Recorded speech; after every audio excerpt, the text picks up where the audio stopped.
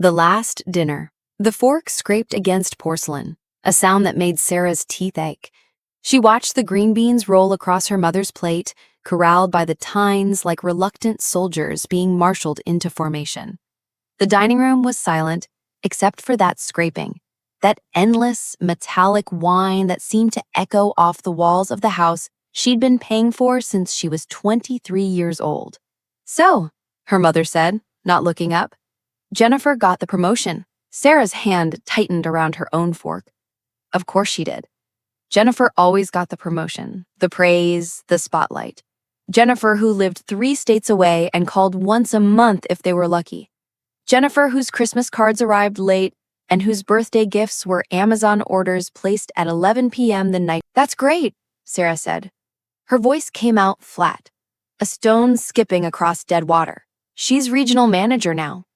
Her mother's tone carried that particular brightness she reserved for discussing Jennifer's achievements, a sunshine quality that never, ever appeared when talking about Sarah. "She'll be overseeing 14 stores. 14! Can you imagine?" Sarah could imagine. She'd been imagining for 32 years, ever since her sister was born, and the hierarchy was established as clearly as lines drawn in fresh cement. Jennifer, the golden child, the achiever, the one who could do no wrong. Sarah, the fallback, the disappointment, the one who existed to make Jennifer look better by comparison. "She's thinking about buying a house in Scottsdale," her father added, cutting his chicken with surgical precision. He hadn't looked at Sarah either. They rarely did during these dinners, as if she were a ghost haunting the table, visible only in peripheral vision. With her salary, she could afford it. "Well, she's always been smart with money." Her mother finally looked up, and Sarah felt the familiar weight of that gaze, assessing, measuring, finding insufficient. "Some people have different priorities, I suppose." Sarah either. They rarely did during these dinners, as if she were a ghost haunting the table, visible only in peripheral vision. "With her salary, she could afford it," Sarah said. "Well, she's always been smart with money." Her mother finally looked up, and Sarah felt the familiar weight of that gaze, assessing, measuring, finding insufficient. "Not everyone can be, I suppose." The implication hung in the air like smoke. Sarah, who had put herself through state college while working 2 jobs. Sarah, who had her degree in accounting and a position at a mid-sized firm that would never be glamorous but paid well enough. Sarah, who was sitting here, in this house, at this table, surrounded by furniture she'd helped buy and eating food purchased with money she'd transferred to her mother's account just last week. "Some people have different priorities," Sarah said carefully. "Priorities." Her mother laughed, a short, sharp sound like glass breaking. "Is that what we're calling it? Jenny has priorities, career, advancement, success. You have... What would you call what you have, Sarah?" The question sat there, loaded and dangerous. Sarah's brother-in-law, Marcus, shifted uncomfortably in his chair. Her younger brother, David, suddenly became very interested in his phone.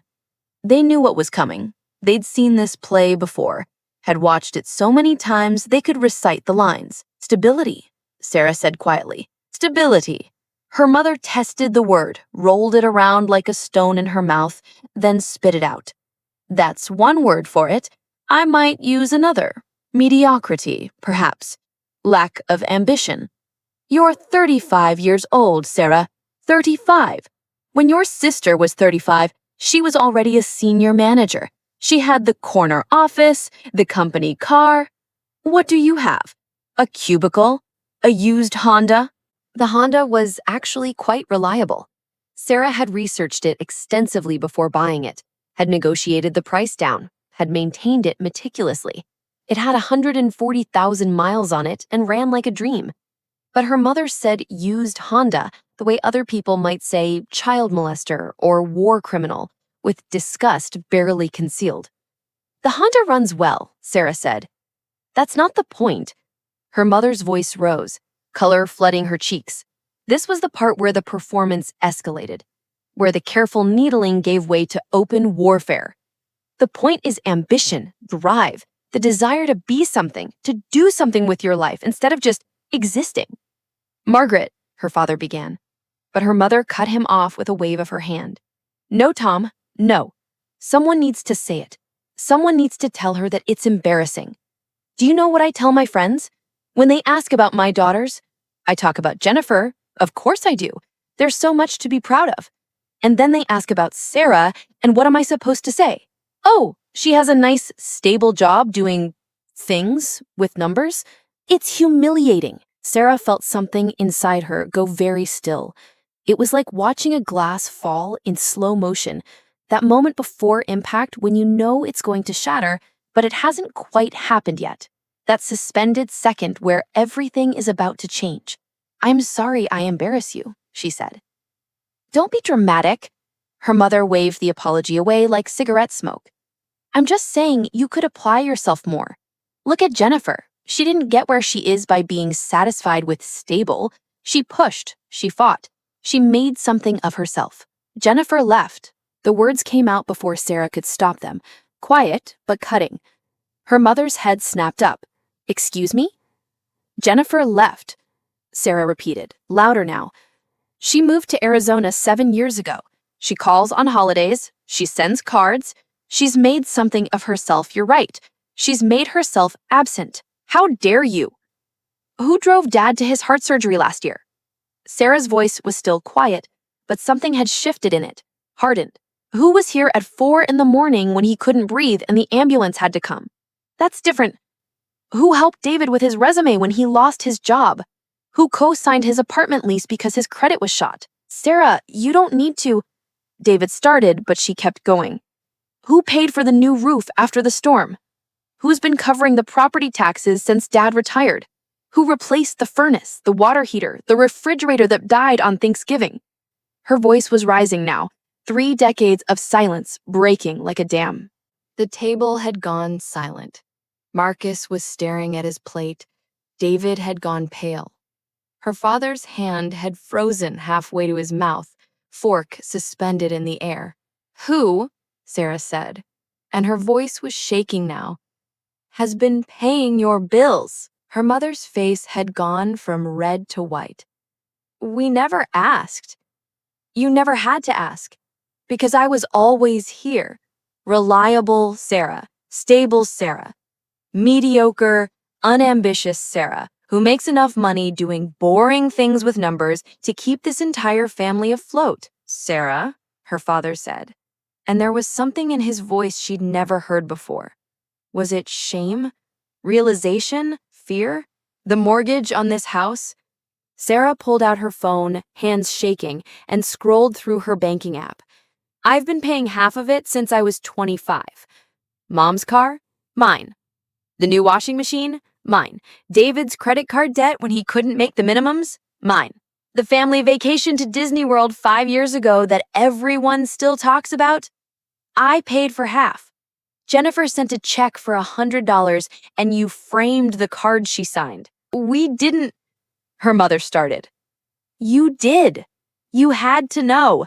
And you took it, and you took it, and you took it, and somehow I was still the loser, still the embarrassment, still not good enough because I wasn't Jennifer, because I was just here, just available, just quietly making sure none of you had to worry about money while you compared me to someone who hasn't been home for Christmas in 3 years.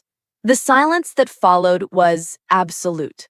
Sarah could hear her own heartbeat, could hear the old house settling around them, could hear her mother's breathing, fast and shallow. You think this is about money? Her mother said finally, and her voice had gone cold, dangerous.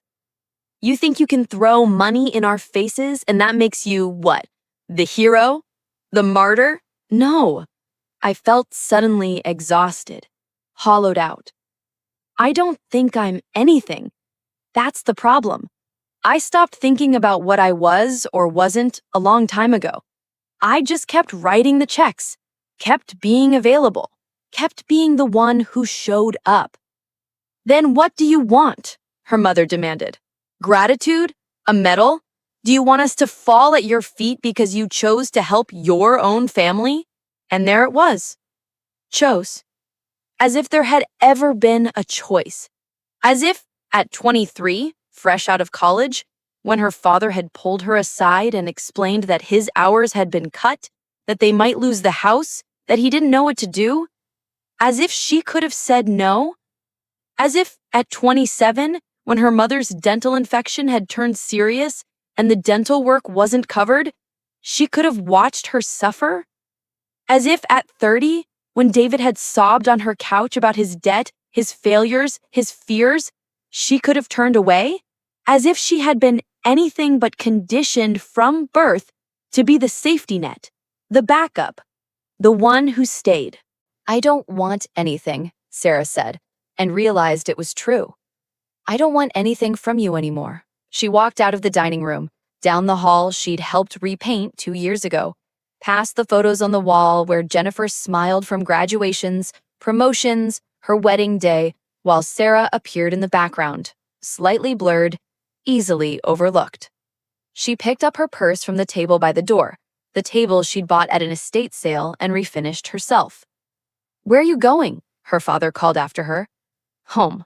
"Sarah, don't be dramatic," her mother said, appearing in the hallway. "Come back and finish your dinner. We can talk about this rationally." Sarah turned to look at her mother. Really look at her. Perhaps for the first time in years. When had she gotten so small?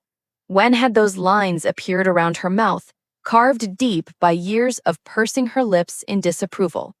When had her eyes taken on that flinty, desperate quality? "There's nothing to talk about," Sarah said. "I'm done." "Done?" Her mother's laugh was brittle. "Done with what? Family? You can't just be done with family." "Watch me." Sarah walked out the front door, past the garden she'd helped plant, down the driveway she'd had resurfaced last spring. Her Honda started immediately. Reliable, boring, mediocre. She pulled out her phone and, sitting in the car in the driveway of her parents' house, she made the call she'd been too afraid to make for 13 years. First, to the mortgage company. She was a co-signer, but she could remove herself from automatic payments. Done. Second, to her bank. The supplementary card on her account, the one her mother kept for emergencies. Canceled. Third, to her credit card company. David's authorized user status? Revoked. It took less than 15 minutes to dismantle 13 years of financial entanglement. 13 years of being the backup plan, the safety net, the reliable one who could always be counted on to catch everyone else while she fell through the cracks of her own life.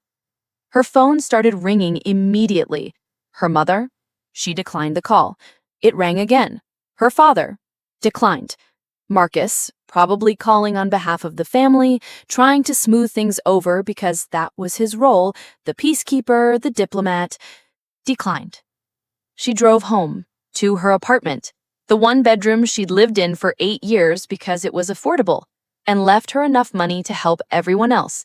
She'd never thought about moving, about upgrading, about spending money on herself. There had always been someone else who needed it more, someone else's emergency, someone else's crisis. The apartment was dark and quiet. She didn't turn on the lights, just sat on her couch, purchased on sale 6 years ago, still in good condition, and stared at the wall. Her phone kept ringing. She turned it off. The silence was profound.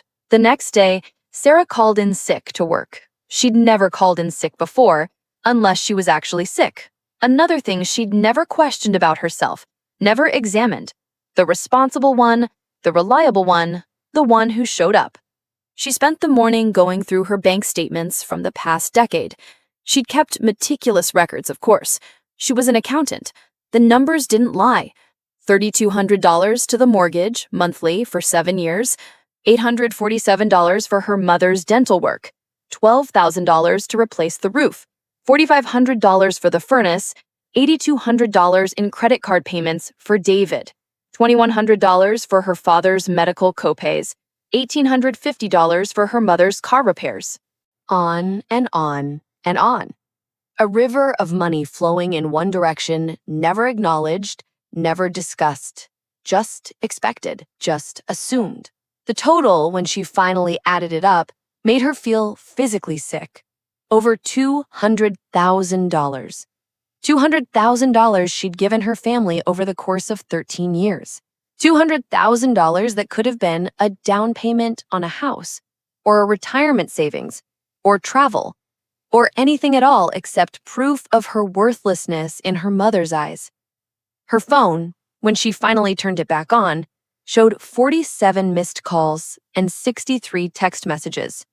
She read through them clinically, cataloging the progression. Her mother: "This is ridiculous, call me back." Her father: "Your mother is very upset. Please come by so we can talk."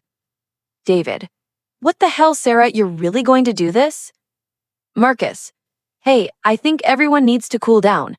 Maybe we can all meet for coffee?" Jennifer: "Mom called me crying. What did you say to her?" Jennifer: Of course her mother had called Jennifer. Of course the golden child had been summoned to deal with the problematic one. Sarah blocked her mother's number, then her father's, then David's. She left Jennifer's number unblocked, morbid curiosity, perhaps, to see how this played out. Within an hour, Jennifer called. "Sarah, what the hell is going on?" "Hi, Jenny." Sarah was surprised by how calm she sounded. "How's Scottsdale?" "Don't deflect.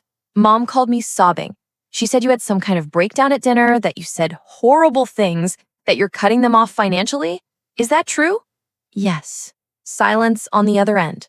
Then, "Why?" "Mom called me a loser." "Oh, Sarah." Jennifer's sigh was long-suffering, the sound of someone dealing with an unreasonable child. "You know how Mom is. She doesn't mean it. She has a hard time expressing emotions in a healthy way. You can't take it personally." 35 years of not taking it personally, Sarah said. "I think that's enough." "So you're just going to abandon them? Abandon the family because your feelings got hurt?" The words hung there, revealing. Abandon. As if Sarah had ever left, as if she hadn't been the one constant, the one who stayed, while Jennifer built her perfect life 3 states away. "Jenny, when was the last time you were home?" "That's not fair. My job is demanding." "When?" "I don't know. Christmas, maybe? 2 years ago? 3. It's been 3 years. Okay, 3 years. So what? I call, I video chat. I'm still involved. When Dad had his heart surgery, were you there? I sent flowers. Were you there? Silence. When Mom's tooth got infected, did you help pay for the dental work? Sarah, I have my own expenses. The cost of living in Scottsdale is... Did you pay for any of the repairs to the house? The roof? The furnace? Did you help David when he lost his job? Did you do anything except call once a month and send cards and let Mom tell everyone how successful you are?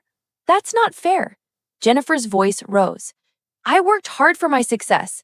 I sacrificed. I moved across the country. I worked 80-hour weeks. I earned every promotion. And I stayed. Sarah's voice was flat. I stayed and I paid and I showed up and I was still not good enough. Still the loser. Still the embarrassment.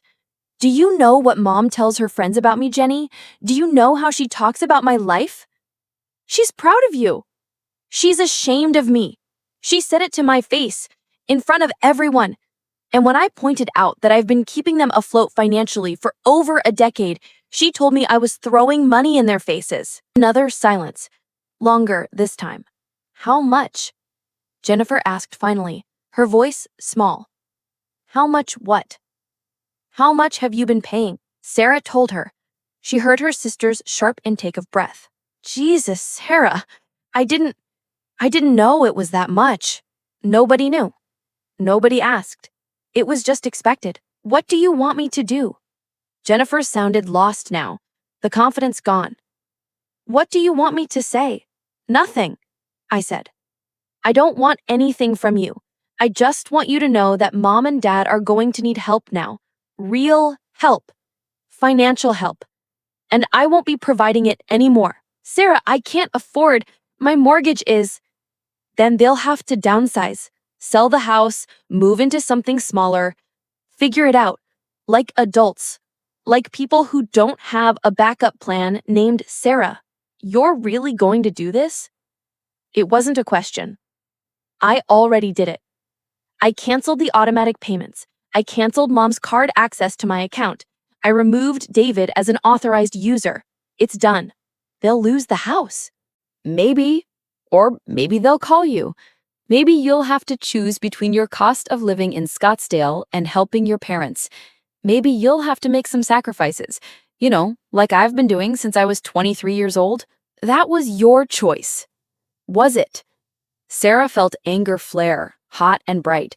Was it really a choice when I was barely out of college and Dad sat me down and told me they were going to lose everything? Was it a choice when I was conditioned from birth to be the responsible one, the reliable one, the one who stays and fixes things while you got to leave and be celebrated for it? I didn't ask for that. Jennifer's voice cracked. I didn't ask to be the golden child. You think that's easy? You think it's fun to know that everything I do is held up as the standard? That every phone call home is Mom asking when I'm getting the next promotion, when I'm having kids, when I'm buying the bigger house? You think I don't feel the pressure? Poor Jenny, Sarah said, and her voice was ice. It must be so hard being the favorite. Fuck you, Sarah. No, fuck you. The words erupted out of her. 13 years of silence breaking. Fuck you for leaving. Fuck you for being absent. Fuck you for letting me carry everything while you built your perfect life. Fuck you for calling once a month and thinking that makes you involved.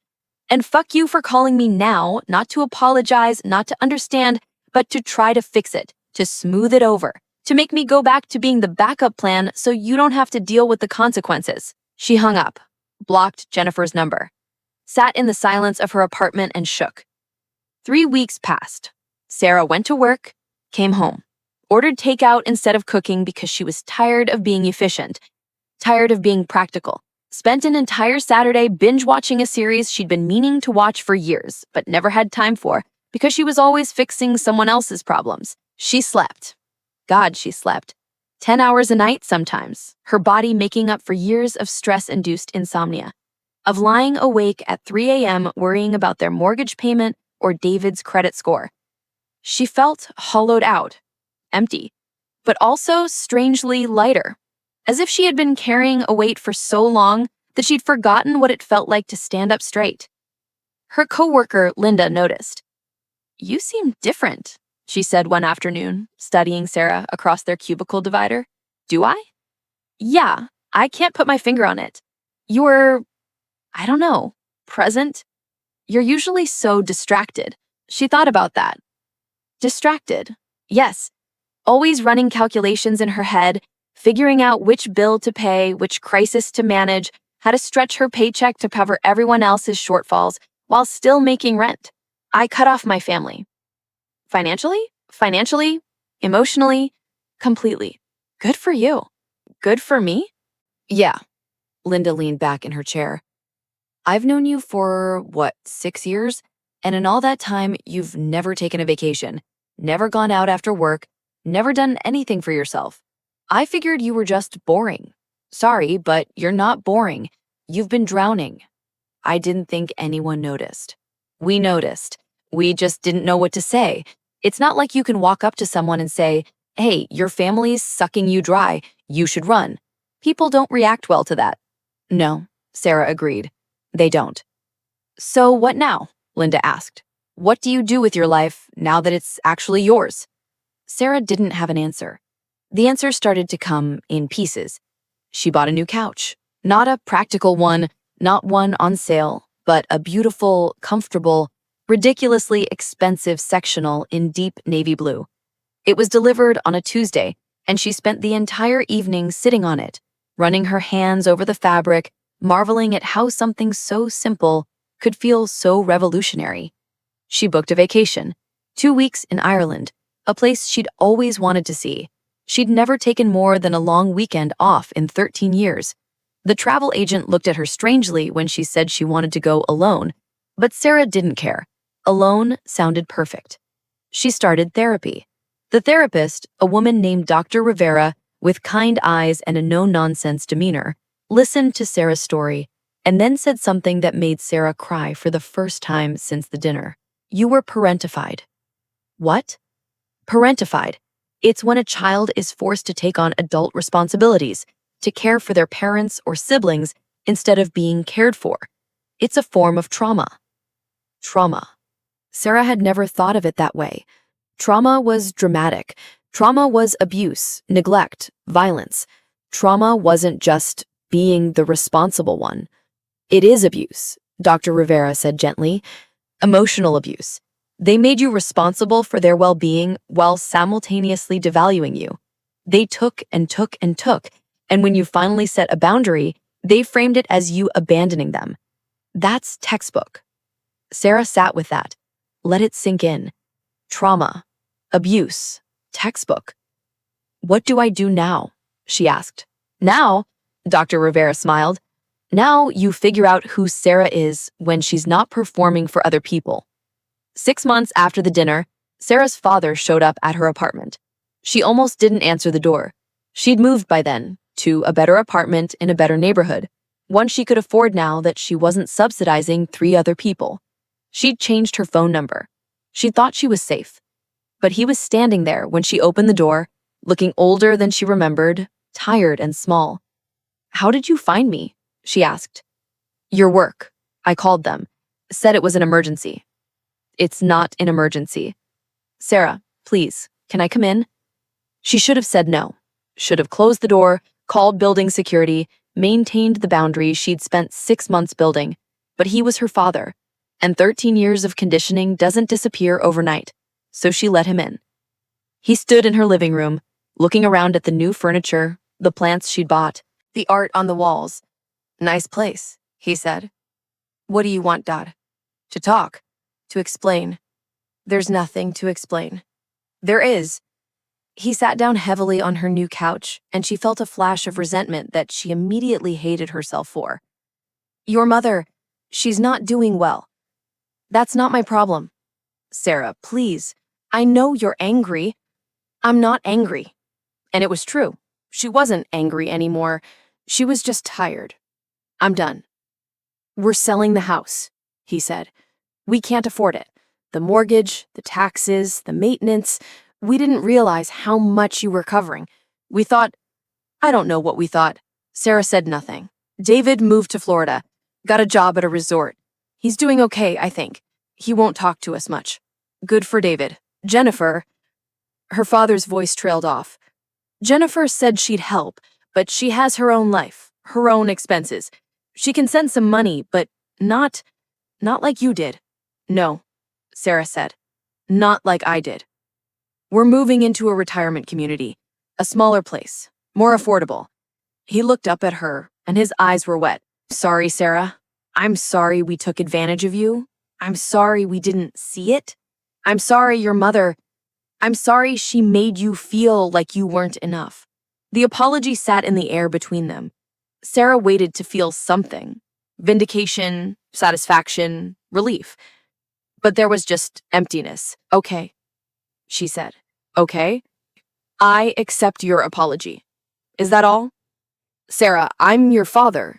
Doesn't that mean anything? You were my father for 35 years, and for 13 of those years, I kept you afloat while being told I was an embarrassment, that I was mediocre, that I was a loser. So I don't know, Dad. You tell me. Does that mean anything?" He flinched. "Your mother didn't mean—" "Yes, she did." Sarah's voice was firm. "She meant every word, and you let her say it. You sat there, month after month, year after year, while she tore me down, and you said nothing. You let me pay your bills, and you said nothing. So don't come here now and tell me I'm your daughter and that should mean something when you showed me over and over again that it didn't mean anything at all. That's not fair." "Fair?" Sarah felt something crack open inside her, some last reservoir of restraint. "Nothing about this was fair, Dad. Nothing. But I'm done trying to make it fair. I'm done trying to earn something I should have been given freely. I'm done." He stood up, slowly, and she could see he was crying. Part of her wanted to comfort him. That was the conditioning, the old habit, the role she'd played for so long, but she stayed where she was. "I love you," he said. "I know I haven't shown it well. I know I failed you. But I love you, Sarah. And she did. She believed him. But love without respect, without appreciation, without basic regard for her humanity, what was that worth? He walked to the door, paused with his hand on the handle. If you ever want to talk, if you ever want to try to fix this, I don't, Sarah said.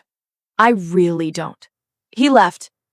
She locked the door behind him and stood there, waiting for the guilt, the second thoughts, the urge to run after him and fix it, to make it better, to smooth everything over.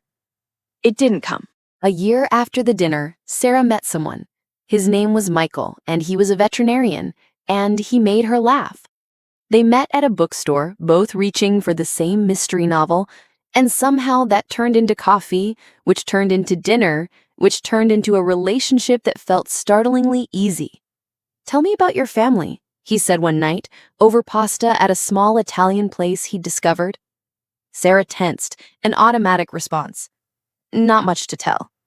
"Come on, siblings, parents, drama? Everyone has family drama," she told him. Not everything. It would take hours to tell everything, but the broad strokes, the parentification, the favoritism, the dinner that changed everything, the year of silence that followed.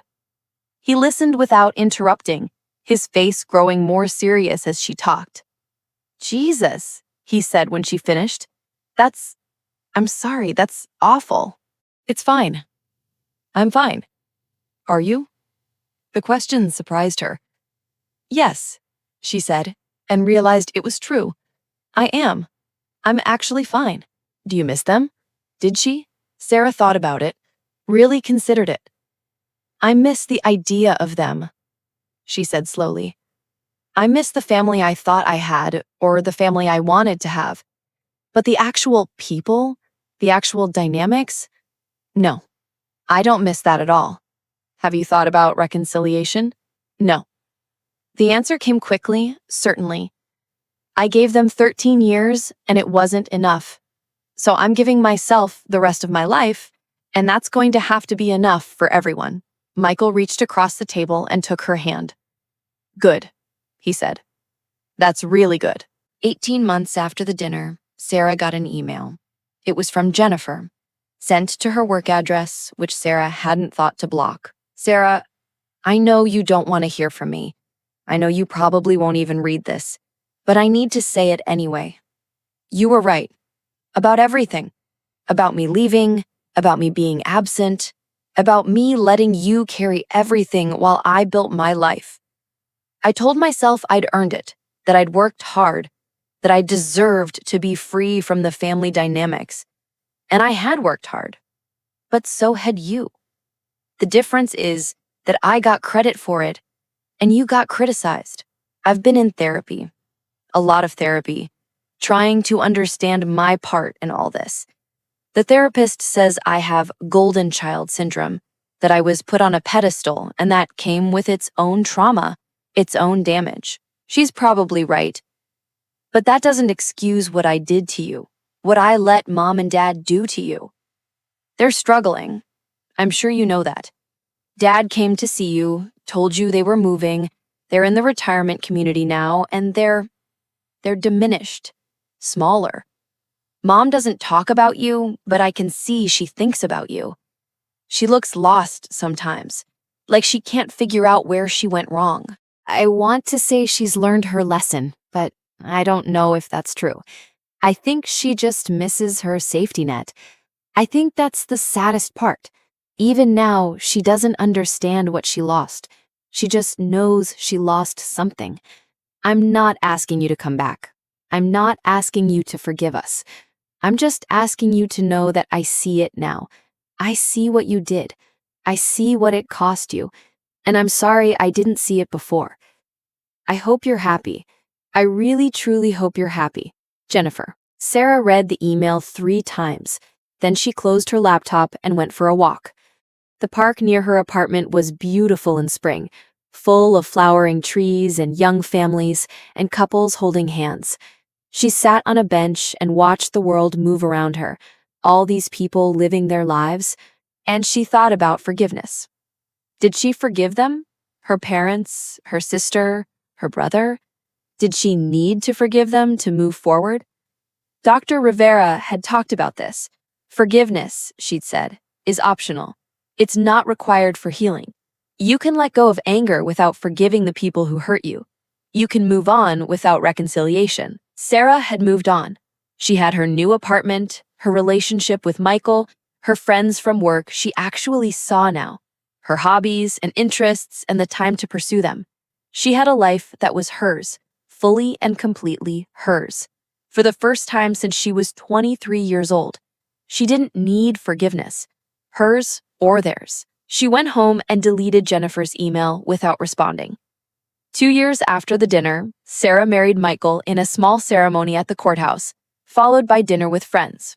No family, just the people she'd chosen, who'd chosen her back, who saw her as a whole person, and not a function or a role or a backup plan.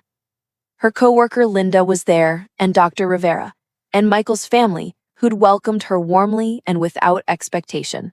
They ate good food and drank good wine, and Sarah laughed so hard she cried. And when Michael kissed her at midnight, she felt something she'd spent 35 years searching for. She felt enough. Not because someone else said she was, not because she'd earned it or proven it or paid for it, just because she existed. Just because she was Sarah, and Sarah was enough. 3 years after the dinner, Sarah's mother died. Jennifer called to tell her.